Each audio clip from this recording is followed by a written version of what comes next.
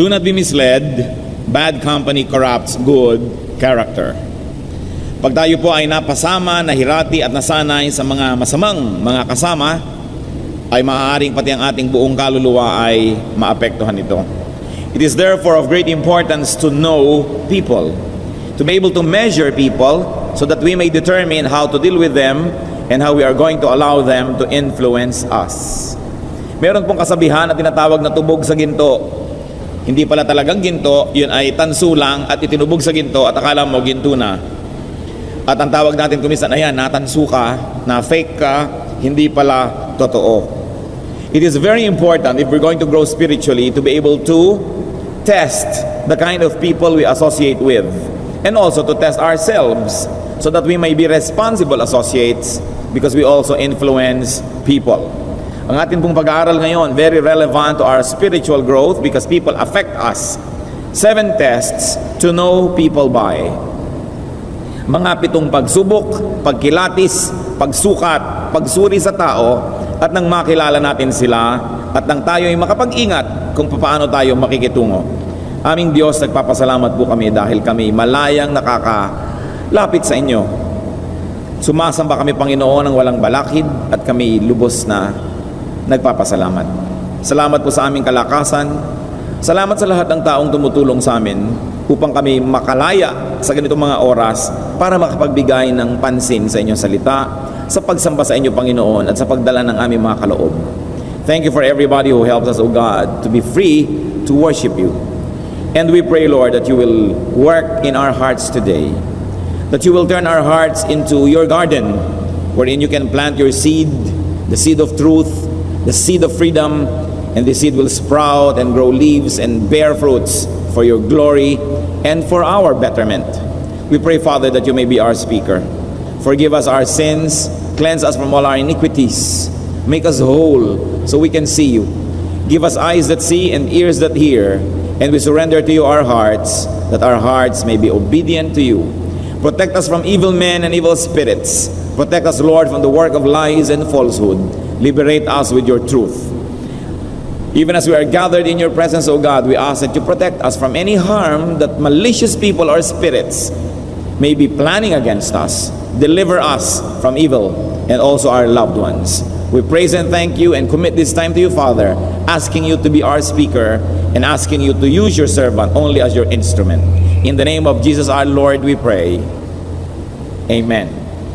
7 tests to know people by. First of all is the test of deeds, the test of actions. Pagka po tayo ay nakikisalamuha, nakikihalubilo sa mga tao, ay manman na ng ating mata, ng ating tainga, kung anong ginagawa nila sa buhay.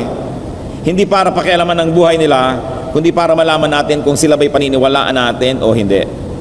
Test people's actions and deeds. In other words, what they do, their habits. Because what they do can be easily known because it's in the present, then you can know it. Proverbs 20 verse 11, even a child is known by his actions, by whether his conduct is pure and right. So know people by what they do. Also, know people by what they did or by what they have been doing. Aalamin mo naman kung anong ginagawa ng isang tao nitong nakaraang taon, nakaraang 5 taon, dahil sa mga kwentuhan, sasabi niya, sasabi ng iba, malalaman natin yan. Kaya po ang mga employers, pagka nag-i-interview, tinitingnan nila sa yung mga record kung anong ginawa mo the last 3 years or 5 years. That's why if you are into employment, it's not a good idea to be vacant for several months or years. Because your prospective employer will say, what have you been doing in the last 2 years? You have not been productive. Dahil tinitingnan yung nagawa na. Not by one isolated deed. We cannot judge a person by one isolated deed. Nagkamali minsan, nadapa, merong nagawang hindi tama. Yun ay tinitingnan natin by batting averages, by track record. Ano ba yung pattern ng ginagawa niya? Hindi yung minsang pagkakasala ay itatali mo na siya doon. Pero ano bang paulit-ulit niyang ginagawa? Ano yung kanyang habit? And never be taken by people's intention. Huwag kayong padadala sa ipinapangako, sa mga plano, sa sinasabing ito ang aking gagawin. ang tingnan ninyo, ano na ba ang nagawa? Why? Because even Solomon, the wisest man who walked the face of the earth, said in Ecclesiastes 1:9, what has been will be again. What has been done will be done again. In other words, other people say it another way, history repeats itself. And the Bible asks, can a leopard change its spots? Unless a miracle happens, unless God intervenes, what people have been doing is what they will keep on doing all their life. So you want to have an idea what they will do tomorrow? Take a look at what they did yesterday. Now, that doesn't leave room for change, because we can all change when we surrender ourselves to God and when miracles happen in our lives. But generally speaking, what has been will be again, and history will repeat itself. Kaya tinitingnan po natin bago tayo magtiwala sa isang tao kung ano na ba ang nangyari sa kanyang buhay ng mga nakaraang buwan at taon. Kung nakikipagkaibigan tayo sa kanya ngayon, titingnan natin ano na ba ang ginawa niya sa mga naging kaibigan niya noong araw. Kung gusto niyang lumipat sa ating church, titingnan mo kung nakakailang lipat na ba to? Nakakailang away na ba siya? Nakipag-away na ba siya sa dati niyang mga kasama, sa dati niyang mga leader? Dahil malamang uulitin na naman niya yan. At kung may nanliligaw sa inyo mga dalaga, tingnan niyo, ilan na ba naging girlfriend nito? Ilan na ba ang pinaluha nito? Because chances are, mapapasama ka sa listahan. Huwag kang maniwala, babae, na mababago mo siya na yung pag-ibig. Maraming naniwala at ayan ngayon, nabigo. Kung hindi mo siya matanggap ngayon at yung kanyang baggage nung nakaraan, hindi mo matatanggap yung darating pa, so huwag ka na lamang magsayang ng panahon. Because we are products also of our past. As I said, while the Lord can give us a clean slate to begin again, it is not God but us who will repeat the same mistakes. Kasi meron tayong ganung tendency. Kaya nga sinasabi ko lagi sa mga counselees, marriage is not a reformatory institution. It is an institution and a relationship of acceptance. If you cannot accept the past of this person, and that past might just keep repeating, then don't bother to plan to spend the future with that person. Huwag tayo nagpapadala sa mga pangako. Kaya kung minsan yung mga interview, kung minsan sa mga beauty contest, hindi naman yan na naglalabas ng katotohanan eh. Yung what will you do if? What will you do if you had 10 million pesos? Siyempre, ang sasabihin niya, I'll give it to the children of the world. I'll give it to world peace. Kasi what will you do eh? Ang itanong mo, what have you done with what you already received from the Lord? And then you will know what they will do to that which they still will receive. Look at the track record of people. Pagka hindi sila naging mabuti sa mga naging mabuti sa kanila noon, huwag mong asahang magiging mabuti rin sa'yo. Kung may umuutang po sa inyo, mag-research kayo kung anong ginawa nila sa mga nautangan na nila nung araw. Kasi kung tinakbuhan nila yon, malamang tatakbuhan din kayo.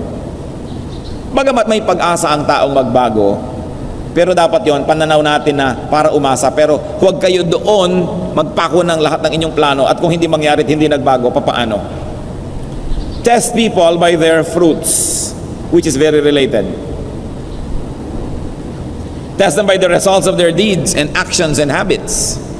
While they may deliver their promise, while they may do what they promise to do, take a look at what happened to what they did. Ano ang bunga ng mga ginagawa nila? Pag binigyan mo nga ba siya ng pera, bumubuti ang buhay niya o napapasama at nagkakabisyo? Pag binibigyan mo ba siya ng kapangyarihan, nagiging maibigin ba siya at matangkilikin sa mga tao o nagiging mayabang palalo?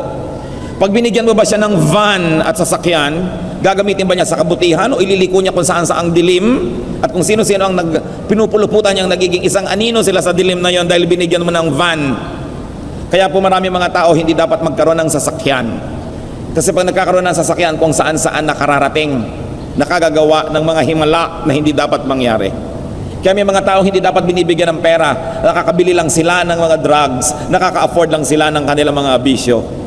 So bago kayo magtiwala at magbigay ng hinahangad ng isang tao, itanong mo, ano kaya ang ginagawa niya? At anong nangyaring bunga sa mga ginawa niya noon? Matthew 7:20, thus by their fruit you will recognize them.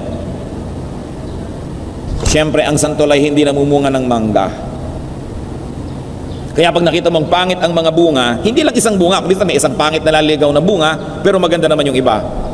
Pero pag nakikita mo ang papangit ng bunga, pangit ang puno. Yun lang ang ibig sabihin nun. Test people by their words. Matthew 12:34, for out of the overflow of the heart, the mouth speaks. Malalaman mo daw ang laman ng puso kahit hindi mo yan i-x-ray, kahit hindi mo yan i-ultrasound. Sa salita lang na lumalabas sa bibig, alam mo na kung anong laman ng puso dahil ang lumalabas sa bibig ay sa puso nagmumula. So test what they say. The words of godly people are truthful.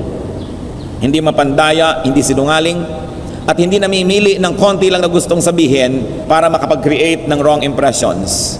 But they give you the whole truth. That's why even in the court of law, you are made to promise to declare the truth, the whole truth, and nothing but the truth. Pag may nagpunta po sa inyo at nagkukwento ng masama tungkol sa isang tao, maaaring true, totoo yon. Pero ang tanong nyo, is it the whole truth? O pinili mo lamang yung mga hindi magaganda na sabihin para yung galit mo sa kanya lumipat sa akin at magalit din ako? Ikinukwento mo rin ba ngayon ang mabubuti naman niyang mga bahagi at mga ginawa, o pinipili mo lang dahil ini-influensya mo ako? Zechariah 8:16, these are the things you are to do. Speak the truth to each other. And as we like to say again, the whole truth and nothing but the truth. Proverbs 8:7-8, my mouth speaks what is true, for my lips detest wickedness. All the words of my mouth are just, none of them is crooked or perverse. People of perverse speech, people whose words are unjust and untruthful, must never be trusted. Sapagkat ang mga pagsisinungaling nila, madali namang malaman kung minsan kasama nyo sa isang event, mamaya ikukwento niya sa iba yung event na yun, napapansin nyo, iba na yata yung kwento. Maliban na lang, meron siyang memory problem, maaring iniiba niya ang kwento, so malalaman nyo, hindi truthful ang tao na ito. Nakakita na ba kayo ng isang taong 100% wrong? Sobrang success naman yon to be perfect. Kasi even to be perfectly wrong is a great success. Can you imagine? Perfect, ha? So pag may taong wala nang ikinuwento sa inyo, kundi puro kasamaan na lang nung ibang tao na naman, makakaasa kayo, propaganda yon. Kasi yung ikinukwento niya alangan mang 100% wrong. So do not trust such people. Do not trust such people that label, this is bad, this is good. Ito very good, good, good. Binibuild up lang niya kasi meron na naman siguro siyang hinahangad na mangyari. Pero pag sabi mo, anong tingin mo sa taong ito at talagang ina-assess nyo? Well, ito ang nakita ko mga good side niya, ito yung nakita ko ng mga neutral, at ito yung nakita kong mga things to improve on. That can be a more reliable report. Hindi yung puro positive o puro negative, propaganda yon. Test people by their words if the words are fair. Fair even to their enemies. Hanga ako sa tao na pag sinabi niya na nakaaway ko kasi itong kaibigan ko. Ba't mo nakaaway? Kasi mahirap naman talaga akong makasama. Aba, ang galing mo naman. Kahit nang aaway ka, at least honest ka. Pero pag sinabi ko nakaaway ko yung kaibigan ko, bakit? Ang hirap naman talaga niyang makasama. Doubt na ako agad nun. Sa lagay, perfect ka na good, perfect siya na bad, kaya hindi kayo nagkasundo. Come on, don't pull my leg. Humanap ka ng ibang i-impluensyahin at hahanapin mo nakakampi. Good people are fair even to their enemies. People will talk about you exactly the way they talk about others. So beware of them who have nothing but bad to say about other people. The words of godly people are few. Especially kung mga negative. Hindi masyado yan dinadramatize, hindi masyadong ine-emphasize. And if only to warn people, that's the only probable use of that. To give enough warning, but not to influence you to join them in their wars. Even yung pakikipag-usap sa Diyos, hindi dapat kang masalita. Sabi sa Ecclesiastes 5:2, do not be quick with your mouth. Do not be hasty in your heart to utter anything before God. God is in heaven and you are on earth, so let your words be few. Kilalanin mo na ang Diyos ay Diyos, kaya lumagay ka sa lugar. And even these things are meant to talk about those that you promise before God and say to God directly. But even when you talk to people and when you make promises to them, God is present. So in a way, you are still speaking before God. The words of godly people are kind. Proverbs 15:1-2, a gentle answer turns away wrath, but a harsh word stirs up anger. The tongue of the wise commends knowledge, but the mouth of the fool gushes folly. So, godly people soothe with their words. They do not stir you up to anger. Kaya titingnan nyo rin, teka nga pala, bakit hindi ko naman nakakausap si person A, hindi ko naman siya nakikita, galit ako, nagalit ako. Sino bang nagpagalit sa akin? Si person B na kumausap sa akin. Therefore, ang ginawa niya sa akin, ginalit niya ako. So, hindi ito ministry ng godly people na manggalit ng iba, nang hihikayat lang sila sapagkat gusto nilang makipagdigma at gusto nilang makakampi tayo, kaya nila tayo ginagalit. Mga kapatid, itest nyo po yung mga tao na ang effect nila when they talk to you is that they leave you angry. Angry with the world, angry with other people you have not even talked to. Then you can become unfair because you have never heard the side of another person and you're already angry. It is not the godly way to deal with anything and anyone.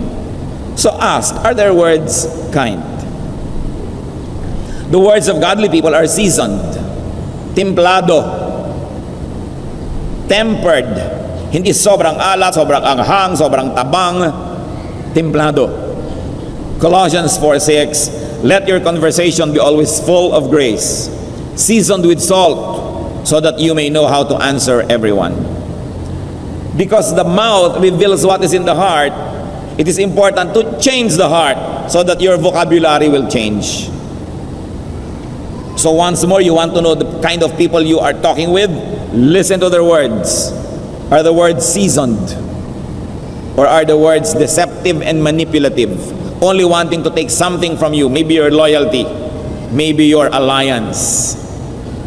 The words of godly people are polite, decent, and humble. Hindi mapagmataas, hindi mayabang. O bakit naman nakagalit mo yung pinsan mo? Insecure kasi siya sa akin eh. Ha? Ganun ka ba kagaling para ma-insecure siya sa'yo? O ba't nakaaway mo na naman yung isa mong tiya? Insecure siya sa akin eh. Magaling kasi ako, nate-threaten siya. Huwag kayong maniniwala sa mga tao na nagsasabi sa inyong insecure sila sa akin. Kasi binubuhat na ng sarili niyang bangko, ang laki ng pagtingin sa sarili. Kung merong dapat magsabi niyan, dapat observers, other people, not the subject. I have met several people na ganyan, nakaaway lahat ng tao, ang paliwanag lang nila sa lahat ng nagtatanong, insecure sa akin. Are you so great so that people will be insecure with you? Tinitingnan po natin yung ganon. Ang yabang ng taong ito, itinataas ang sarili, ang laki ng pagtingin sa sarili. You know naman, the empty can strikes loud. Subukan nyo may malaglag na lata, isang puno at isang walang laman. Sino ang maingay? Yung walang laman. Kaya po pag may nag-away at pumupunta sa inyo yung isa, yung maingay, yung maraming salita, yung maraming demanda, kadalasan niya ng guilty. Bakit? Inuunahan na kayo para pag nabalitaan nyo sa iba, kampi na agad kayo sa kanya. We are talking about this, brothers and sisters, one and foremost because the influence of evil people affect our spirituality. They affect our attitudes, they affect our behavior.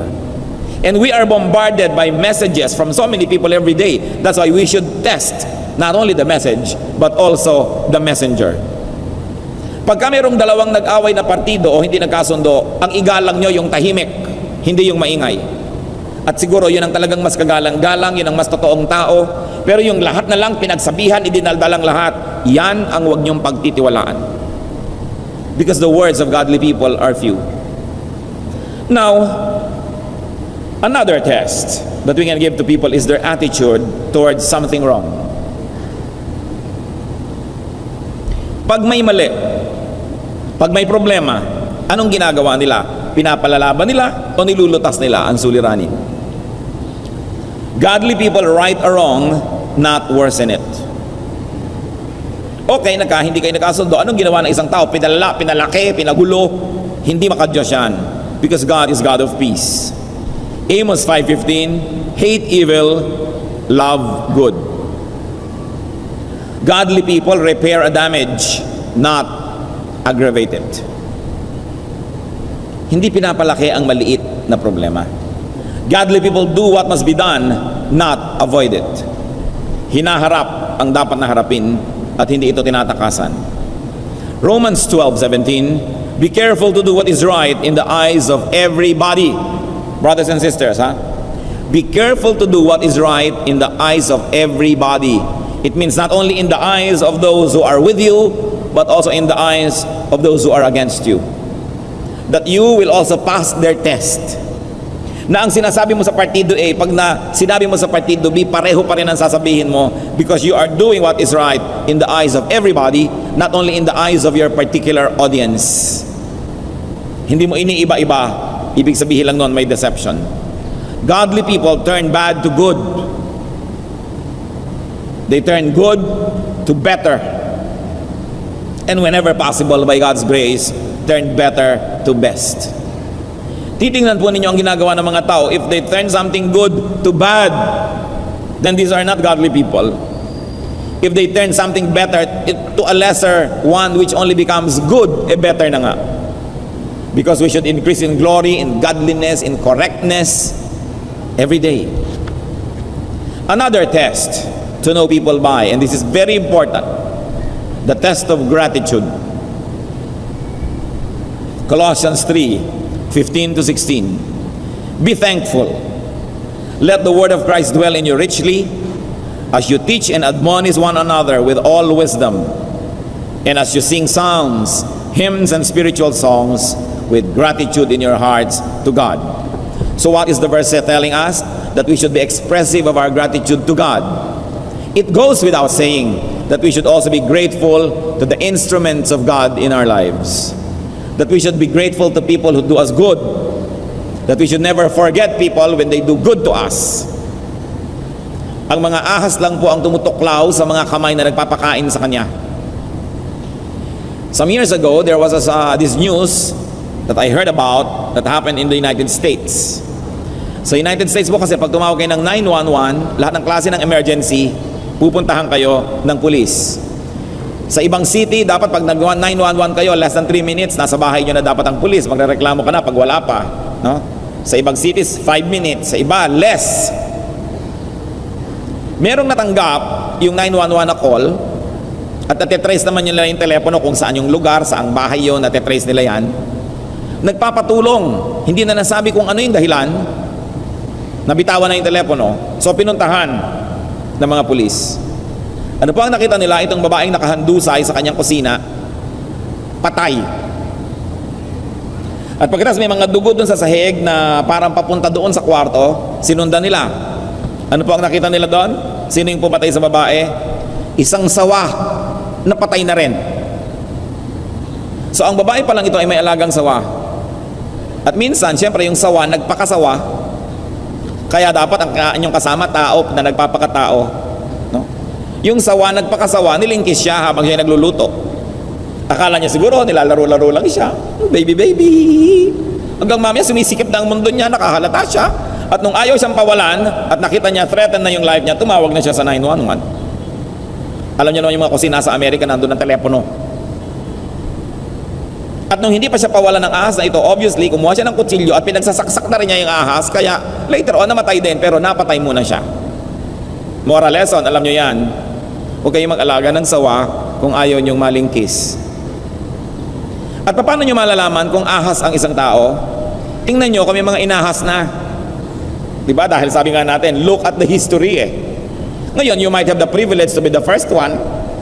Wala kayong matitingnan. But chances are, kung yan ay more than 20, 30 years old, meron na yung track record ng kanyang behavior. Tingnan ninyo. Kung kinakagat niya yung mga dating tumulong sa kanya, kakagatin din niya kayo kahit tulungan niyo siya ngayon. Kung tinutuklaw niya yung mga dating gumawa sa kanya ng mabuti, at ngay galit na siya, tinutuklaw-tuklaw niya, asahan niyo, pag sa inyo nagalit, tutuklawin kayo. Naku, marami na tayong nakita, sweet na mga families, magkakaibigan, pasyal dito, labas doon, they have business together. Mamaya, minumura ang isa't isa, nagkakagalit dahil nag-awaya na sa pera. Yung mga sweet, kaibigan, ako, kung gaano kaya katagal na naman ito bago sila magpuntahan na naman at magdemanda. Ako, hindi po ako binayaran, hindi tinupad ang salita. Kasi tiwala kayo ng tiwala. Tingnan nyo ang track record. Kung marami nang nakagalit, chances are makakagalit din kayo. Isang napakalaking pagsubok sa pagkatao, dapat marunong tumanaw ng utang na loob. Pagka sila ay nagsasalita ng pangit laban sa dating tumulong sa kanila, huwag niyong asahan na may mabuting manggagaling sa mga puso ng taong ito. Ang Panginoon man, may pinagaling siyang 10 mga ketongin. Ilan ang bumalik para magpasalamat? Out of 10, only 1. Sa Luke 17:17, Jesus asked, "Were not all 10 cleansed? Where are the other 9? Kita niyo ang Panginoon naghahanap ng pagtanaw, ng pagkilala. Dapat yun eh. Natural yun at yun ang kailangan sa tao. Beware of people who have nothing but bad words about their former friends. Even their former spouses, kung nagkaiwalay na sila, beware of them. Wala na bang mabuting masasabi siya kahit konti? Beware of people who have nothing but bad to say, to say about their past employers. Matapos i-employ, pasweldohin, pakanin, bigyan ng mga privileges, walang masabi ngayon kundi bad, ay makakaasa kayo, maitim ang puso ng mga taong yan. Beware of people who have nothing but bad to say about their past helpers, people who help them. Sabi nga ng matatanda, ang hindi marunong lumingon sa pinanggalingan, hindi ba kararating sa paroroonan? Ang hindi marunong tumanaw ng utang na loob ay may mababang uri ng pagkatao. Pag-ingatan ninyo ang ganitong mga tao. Another test to know people is by their desire. Ano ba ang gusto niya sa buhay? Because desire can lead one to become evil. So kung meron siyang gusto, hindi naman masamang may gusto ang tao. Pero ano ang handa niyang gawin para lang makamit niya yung gusto niya? Gustong-gusto niya magka-computer, gustong-gusto niya magkasasakyan, gustong-gusto niya magkabahay, gustong-gusto niya magkaroon ng ganito. Anong gagawin niya? Kakagatin ba niya yung mga dating tumutulong sa kanya? Gagawa na ba siya ng masama? Will play, outside of proper and decent rules? Will hit people by the belt? Desire can lead people to horrible spiritual deaths. James 1:15. After desire has conceived, it gives birth to sin. And sin, when it is full grown, gives birth to death. So binabantayan natin ang desire. Itong taong to, ano ba mga desire niya? Tayo rin mga kapatid, ano ba ang desire natin? Mananalamin kayo, sabi niyo, ikaw, ano ba mga desires mo? At ano ang handa kang lunukin, gawin, makamit mo lang ang iyong ninanais? What does it profit a man to gain the whole world and lose his soul to the devil?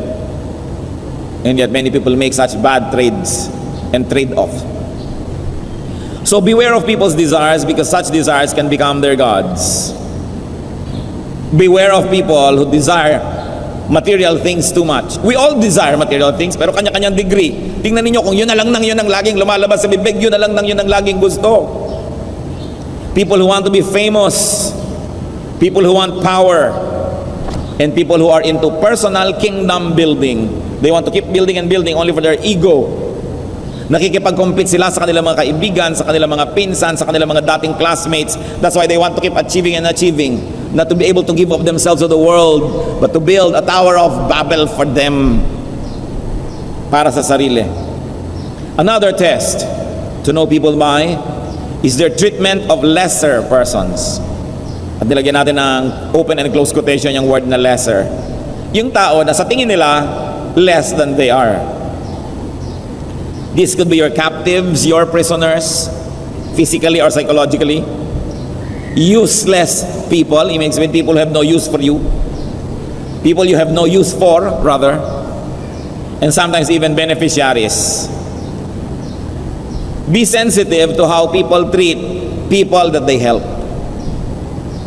Siyempre, lagi tayong polite sa mga taong tumutulong sa atin, pero magalang pa ba tayo doon sa tinutulungan natin?